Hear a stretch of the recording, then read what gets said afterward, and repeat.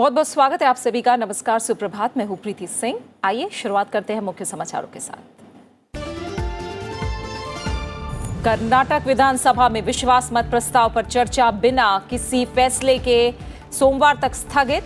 राज्यपाल की ओर से दी गई समय सीमा के खिलाफ सुप्रीम कोर्ट पहुंचे मुख्यमंत्री कुमारस्वामी। सुप्रीम कोर्ट के 17 जुलाई के आदेश पर स्पष्टीकरण की मांग को लेकर कांग्रेस ने भी दायर की याचिका। बीजेपी नेता बीएस येदियुरप्पा ने कहा, सोमवार को कांग्रेस जेडीएस गठबंधन सरकार का होगा अंतिम दिन।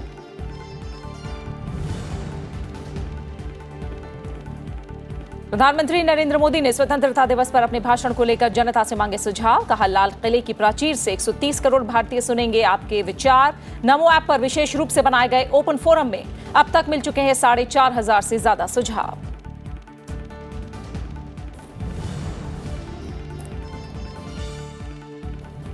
रक्षा मंत्री राजनाथ सिंह का जम्मू कश्मीर दौरा आज। द्रास में कारगिल युद्ध स्मारक जाकर शहीदों को देंगे श्रद्धांजलि।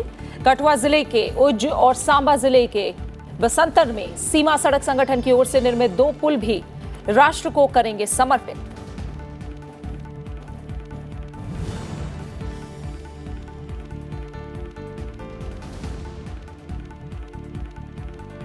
असम और बिहार में नदियों का जलस्तर घटने से स्थिति में सुधार। राहत और बचाव का काम तेज। दोनों राज्यों में अब तक 140 से ज्यादा मौतें। असम के सांसदों से मुलाकात में प्रधानमंत्री नरेंद्र मोदी ने केंद्र की ओर से हर मुमकिन मदद का दिया भरोसा। मुख्यमंत्री नीतीश कुमार ने हर बाढ़ पीड़ित परिवार के खाते में सीधे 6,000 रुपए जमा करने के दिए निर्देश।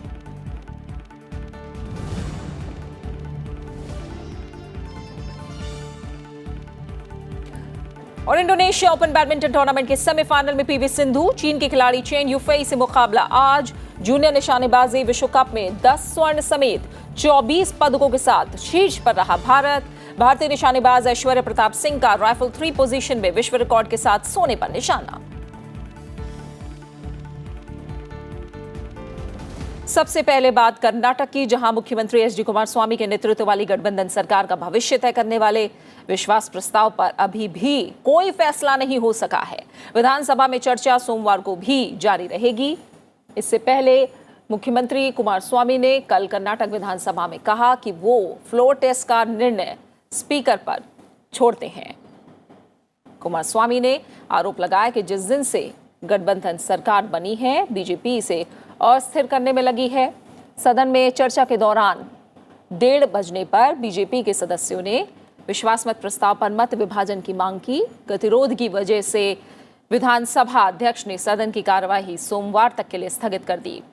राज्यपाल वजुभाई वाला ने पत्र लिखकर पहले शुक्रवार दोपहर 1:30 बजे तक विश्वास मत पर वोटिंग कराने को कहा था, लेकिन जब विधानसभा अध्यक्ष ने ऐसा नहीं किया तो उन्होंने दूसरा पत्र भेजा और कहा कि शुक्रवार को विश्वास मत पर वोटिंग हो जानी चाहिए, लेकिन ऐसा हुआ नहीं और विधानसभा अध्यक्ष ने सदन की कार्यवाही सोमवार तक के लिए स्थगित कर दी। मंडे चर्चा रिस्टार्ट होगा और चर्चा के बाद सरकार का रिप्लाई होगा। उसके बाद voice vote and if need be division करके वोटिंग होगा। We have written a letter to Governor and also Speaker. At least complete this confidence motion and put it for. We have demand and vote for also today. Somehow they have again postponed to Monday. We will wait up to Monday. I think Monday will be the last day for this Kumaraswamy's government. Thank you. वहीं कर्नाटक में जारी सियासी संकट के बीच कांग्रेस और JDS supreme court पहुंची हैं। उन्होंने याचिका दायर करके कहा है कि कोर्ट के 17 जुलाई के आदेश की वजह से पार्टी का अपने विधायकों को व्हिप जारी करने का अधिकार खतरे में आ गया है। ये याचिका कर्नाटक कांग्रेस के अध्यक्ष दिनेश गुंडू राव ने दायर की है। याचिका में दावा किया गया है कि सुप्रीम कोर्ट के आदेश से अपने विधायकों को व्हिप जारी करने का राजनीतिक दल का अधिकार कमजोर हुआ है। न्यायालय को इस आदेश पर स्पष्टीकरण जारी करना चाहिए। कांग्रेस का कहना था कि इस मामले में वो पार्टी ही नहीं है, फिर उसके अधिकार को सुप्रीम कोर्ट कैसे रोक सकता है। उधर कर्नाटक के मुख्यमंत्री एचडी कुमारस्वामी ने भी सुप्रीम कोर्ट का रुख किया है। उन्होंने राज्यपाल के उस पत्र के खिलाफ चुनौती दी है जिसमें विश्वास मत पूरा कराने के लिए डेडलाइन तय की गई है। वरिष्ठ पत्रकार कस्तूर वासुकी हमारे साथ बेंगलुरु से जुड़े हैं। फिलहाल हम उनका रुख करेंगे। वासुकी साहब, बहुत बहुत शुक्रिया राज्यसभा टीवी के साथ एक बार फिर जुड़ने के लिए। ऐसा लग रहा था कि कल शायद विश्वास मत पर फैसला हो जाए, लेकिन कल भी नहीं हुआ और अब कांग्रेस जेडीएस ने कोर्ट का भी रुख किया है। राज्यपाल अब तक 3 बार पत्र लिखकर विश्वास मत साबित करने की बात कह चुके हैं। ऐसे में अब आगे क्या राह दिख रही है? ये जो कर्नाटक का सियासी संकट है, कितना लंबा और खिंच सकता है अभी? Good morning. What has happened yesterday? We have witnessed one of the best debates in the Karnataka Assembly. It is charges and counter charges, strategies and strategies. Both JDS and ruling party and BJP. BJP was throughout silent. It was part of the strategy of the party. What has happened? This entire coalition in the coalition government, they defended very well, and the debate was very good. They questioned the powers of governor. In a way, it has become a kind of crisis. Where meanwhile, immediately after that, after receiving the second letter, the deadline from the governor, Chief Minister Kumaraswamy called it a love letter from the governor, and then he decided to move the Supreme Court on clarity on governor's powers. So there are so many things happened, and allegations and counter allegations. One MLA charged 5 crore offer to him, and then by the BJP, direct accusations, fighting. And now what is governor has to do? It is reported that governor has already sent a report.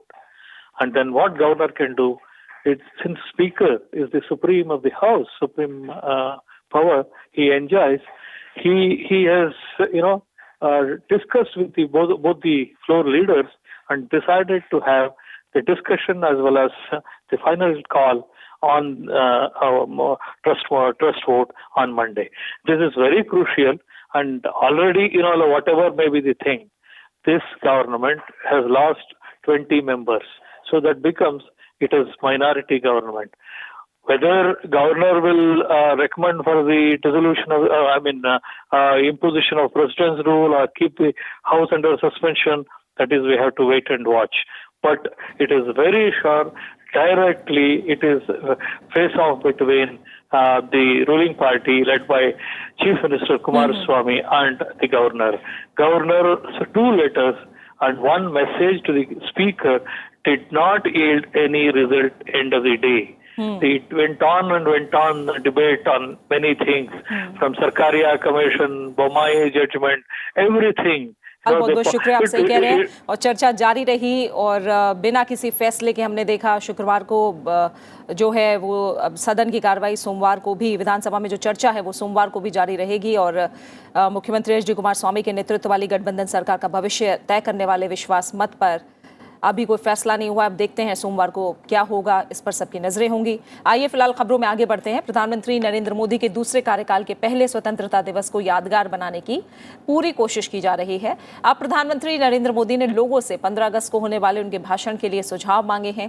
प्रधानमंत्री ने शुक्रवार को tweet करके कहा कि उन्हें अपने 15 अगस्त के भाषण में जनता के बहुमूल्य सुझाव को शामिल करने में खुशी होगी। उन्होंने लोगों से सुझाव देने की अपील करते हुए कहा कि लाल किले की प्राचीर से 130 करोड़ भारतीय आपके विचार सुनेंगे और ये सुझाव नमो ऐप पर विशेष रूप से बनाए गए ओपन फोरम में दिए जा सकते हैं। अब तक 4,500 से ज्यादा लोग इस फोरम पर अपने सुझाव दे चुके हैं।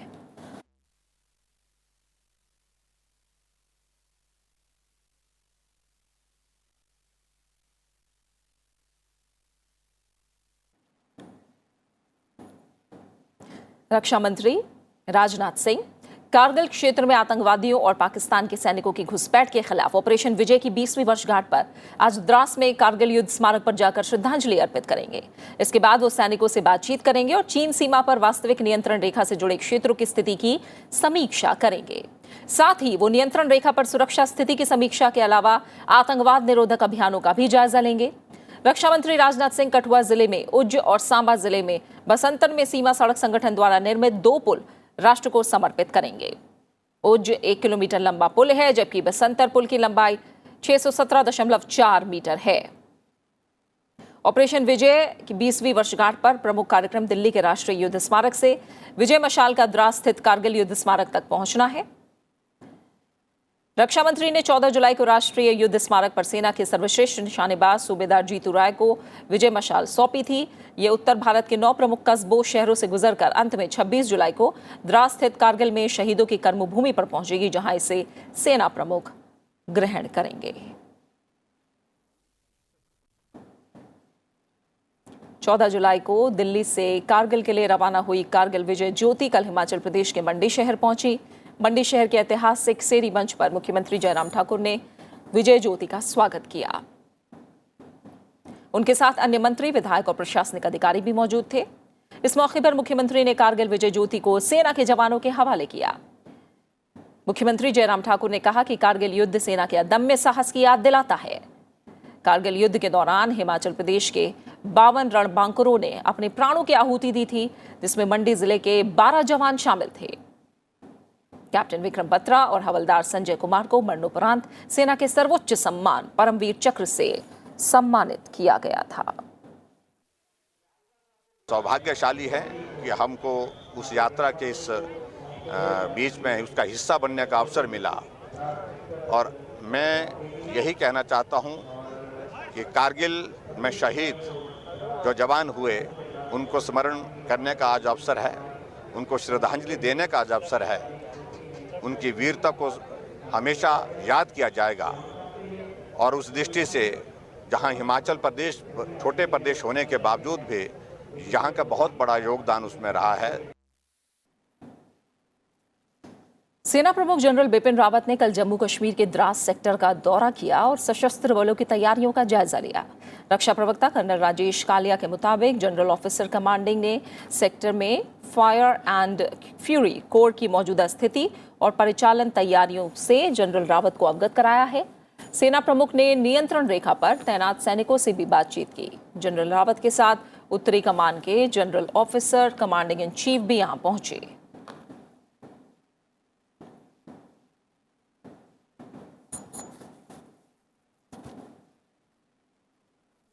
Defence research and development organisation की तीसरी पीढ़ी की स्वदेश निर्मित anti tank guided missile Nag ने परीक्षणों की एक श्रृंखला को सफलतापूर्वक पूरा किया। परीक्षण सेना ने पोखरण क्षेत्र फायरिंग रेंज में किए थे। ये परीक्षण 7 से 18 जुलाई के बीच किए गए। 4 किलोमीटर रेंज के साथ 42 किलो के वजन वाली ये मिसाइल अपने साथ 8 किलोग्राम विस्फोटक ले जा सकती है। पूरी तरह से देश में विकसित ये मिसाइल फायर और टारगेट के आधार पर काम करती है। इससे जमीन से जमीन और हवा से जमीन पर दागा जा सकता है। ये मिसाइल दिन और रात समेत सभी मौसम परिस्थितियों में भी दुश्मन के टैंकों पर निशाना लगाने में सक्षम है। रक्षा मंत्री राजनाथ सिंह ने ट्रायल के सफल परीक्षण के लिए DRDO को बधाई दी है। बात संसद सत्र की करें तो लोकसभा ने कल मानवाधिकार संरक्षण संशोधन विधेयक 2019 को मंजूरी दे दी। इसका मकसद राष्ट्रीय मानवाधिकार आयोग और राज्य मानवाधिकार आयोगों को और अधिक सक्षम बनाना है। विधेयक पर चर्चा का जवाब देते हुए केंद्रीय गृह राज्य मंत्री नित्यानंद राय ने कहा कि वर्तमान सरकार ये सुनिश्चित करती है कि किसी के साथ भी मानवाधिकार का उल्लंघन न हो। इस संशोधन विधेयक के माध्यम से आयोग के अध्यक्ष के रूप में ऐसे व्यक्ति को भी नियुक्त करने का प्रावधान किया गया है जो उच्चतम न्यायालय का न्यायाधीश रहा है। साथ ही सुझाव आयोग और राज्य आयोगों के अध्यक्षों और सदस्यों की पदावधि को 5 वर्ष से कम करके 3 वर्ष किया जाए और वो पुनर्नियुक्ति के पात्र होंगे। इससे पहले चर्चा में हिस्सा लेते हुए कई दलों के सांसदों ने अपने विचार और सुझाव रखे। आयोग चाहे वह राष्ट्रीय आयोग हो या वह राज्य का मानवाधिकार आयोग हो, उसका कोई भी पद रिक्त नहीं हो। इसलिए सरलता के लिए, सुविधा के लिए और पद रिक्त नहीं रहे, इसके लिए पद पे नियुक्ति हो जाए अध्यक्ष का, इसके लिए इस प्रावधान को यहाँ प्रस्तुत किया गया है, लाया गया है। अध्यक्ष महोदय, इसी प्रकार का HRC में भी है कि ठीक उसी प्रकार राज्य के मानव अधिकार आयोग में उच्च न्यायालय के मुख्य न्यायाधीश के अलावा उच्च न्यायालय के न्यायाधीश भी इस अध्यक्ष पद के लिए पात्र हो सकते हैं। सभापति एम वेंकैया नायडू ने स्थायी समिति के गठन के लिए राजनीतिक दलों से जल्द नाम देने की अपील की है। The Secretariat, Parliament Affairs Minister, we have written letter to political parties asking them to give names for the standing committees.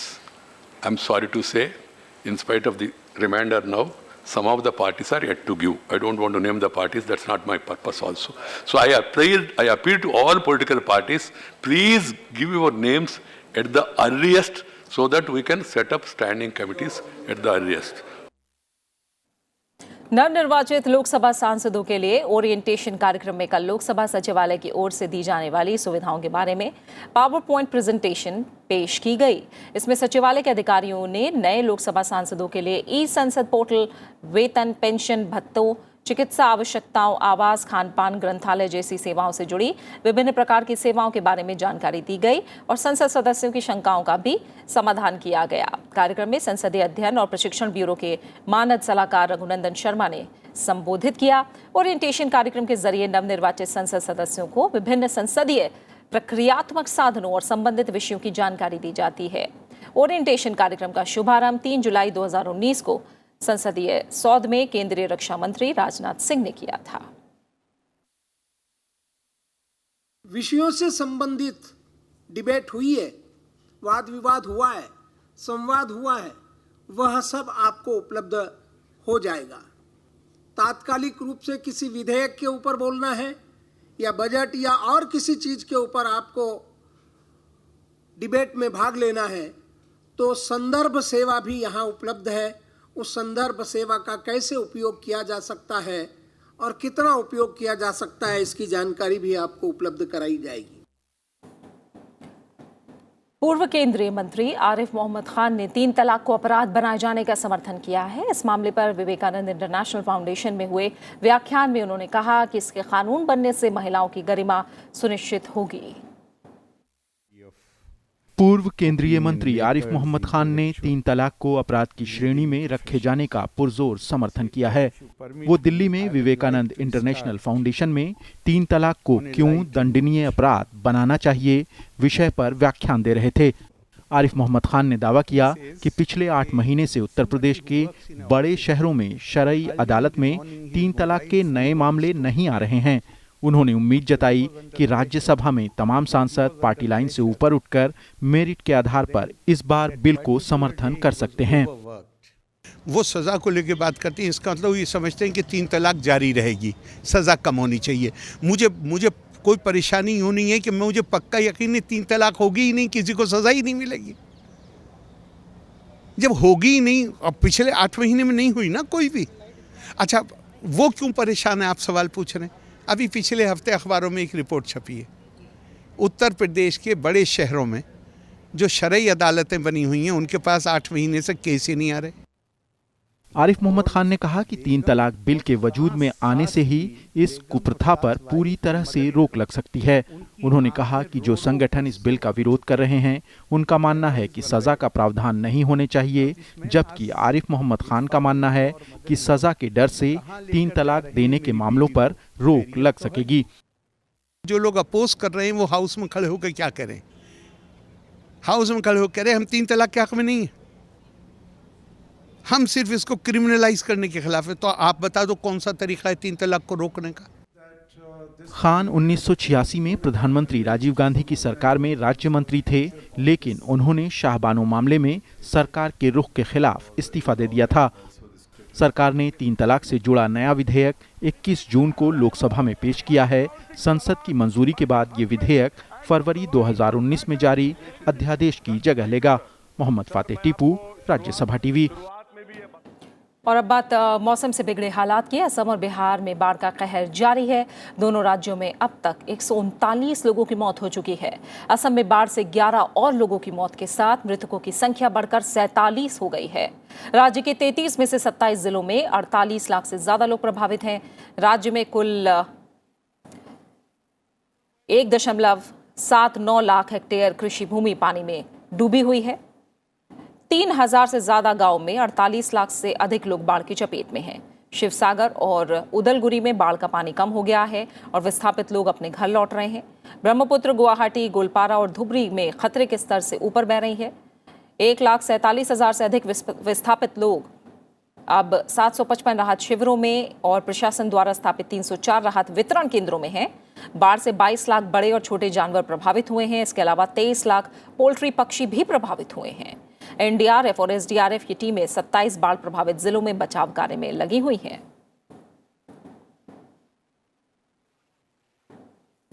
वहीं असम के सांसदों ने प्रदेश में बाढ़ के मुद्दे पर प्रधानमंत्री नरेंद्र मोदी से कल मुलाकात की। केंद्रीय मंत्री और डिब्रूगढ़ के सांसद रामेश्वर तेली की अगुवाई में बीजेपी के 10 सांसदों के ये प्रतिनिधिमंडल प्रधानमंत्री से मिला। प्रधानमंत्री ने असम में बाढ़ के मद्देनजर केंद्र की ओर से सभी तरह की मदद का आश्वासन दिया है। वहीं बिहार में भी नदियों का जलस्तर घटने से स्थिति में धीरे धीरे सुधार हो रहा है। बिहार में कल विभिन्न इलाकों में बाढ़ के कारण मरने वालों की संख्या 12 हो गई, जिससे यह आंकड़ा बढ़कर अब 92 तक पहुंच गया है। बिहार के नवादा में बिजली गिरने से 9 लोगों की मौत हो गई। राज्य में राहत और पुनर्वास अभियान पूरी क्षमता से चलाए जा रहे हैं।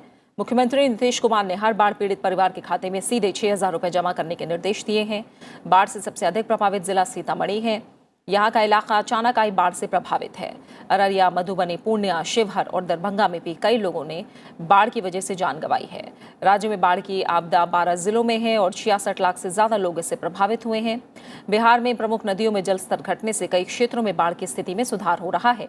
राज्य में बचाव और राहत कार्य तेज हैं। बीमारियों को फैलने से रोकने के लिए प्रशासन मुस्तैदी से काम कर रहा है। मेडिकल स्टाफ की छुट्टियां रद्द कर दी गई हैं। राज्य में 1 लाख से ज्यादा लोग इस समय राहत शिविरों में रह रहे हैं और कई अन्य लोगों ने बाढ़ के पानी से बचने के लिए राष्ट्रीय राजमार्गों पर शरण ली है। राष्ट्रीय आपदा मोचन बल, राज्य आपदा मोचन बल और एसएसबी की 26 टीमों को राहत अभियान के काम में लगाया गया है। खबर उत्तर प्रदेश से, जहां सोनभद्र में जमीन पर कब्जा करने के प्रयास में 10 लोगों की हत्या के मामले को उत्तर प्रदेश के मुख्यमंत्री योगी आदित्यनाथ ने बेहद गंभीरता से लिया है। सोनभद्र नरसंहार में मुख्यमंत्री ने एसडीएम, सीओ और इंस्पेक्टर समेत 4 अधिकारियों को निलंबित कर दिया है। सोनभद्र भूमि विवाद मामले की जांच के लिए अतिरिक्त मुख्य सचिव राजस्व के नेतृत्व में 3 सदस्यीय समिति का गठन हुआ है, जो 10 दिनों के अंदर रिपोर्ट सौंपेगी। इधर राष्ट्रीय अनुसूचित जनजाति आयोग का एक प्रतिनिधिमंडल उत्तर प्रदेश के सोनभद्र का दौरा करेगा। आयोग जमीन विवाद के मामले की जांच करेगा। सोनभद्र मामला अब सियासी रंग भी लेता जा रहा है। पीड़ित परिजनों से मिलने के लिए सोनभद्र जा रही कांग्रेस महासचिव प्रियंका गांधी को हिरासत में ले लिया गया।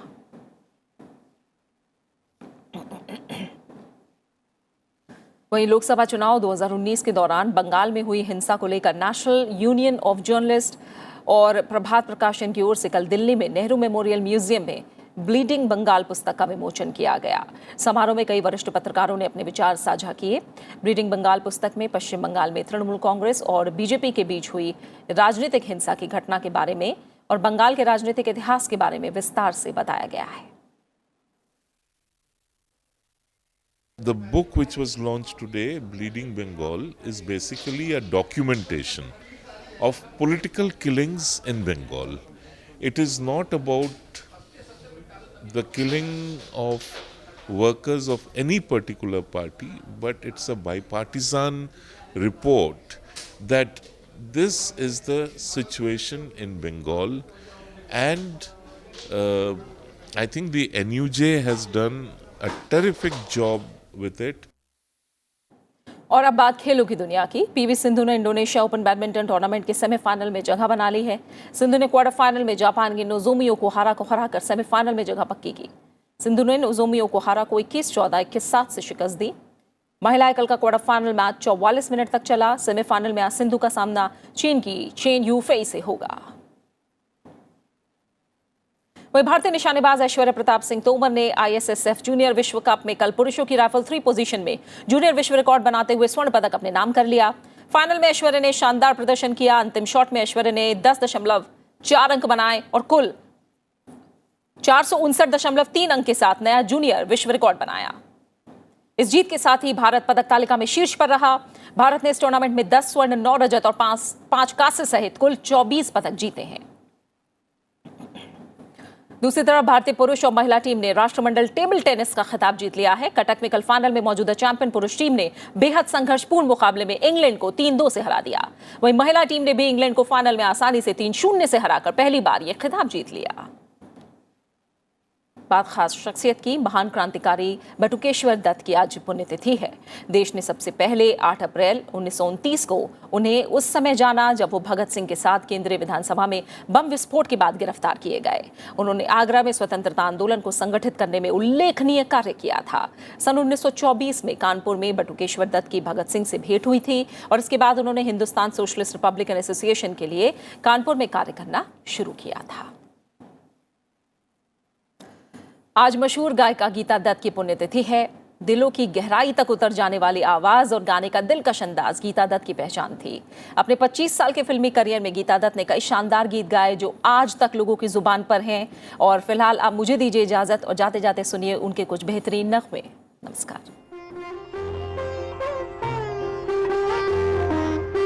गीता घोष रॉय चौधरी का जन्म 23 नवंबर 1930 को अविभाजित बंगाल में फरीदपुर जिले के एक जमींदार घराने में हुआ। 12 साल की उम्र में वो अपने परिवार के साथ मुंबई आकर बस गईं। हनुमान प्रसाद ने उन्हें संगीत की शिक्षा दी। 1946 में उन्हीं की फिल्म भक्त प्रहलाद से गीता ने अपना फिल्मी सफर शुरू किया। इसके बाद उन्होंने बरसात, अंदाज, महल के अलावा साहिब, बीवी और गुलाम जैसी हिट फिल्मों के गीत गाए जो बेहद मशहूर हुए।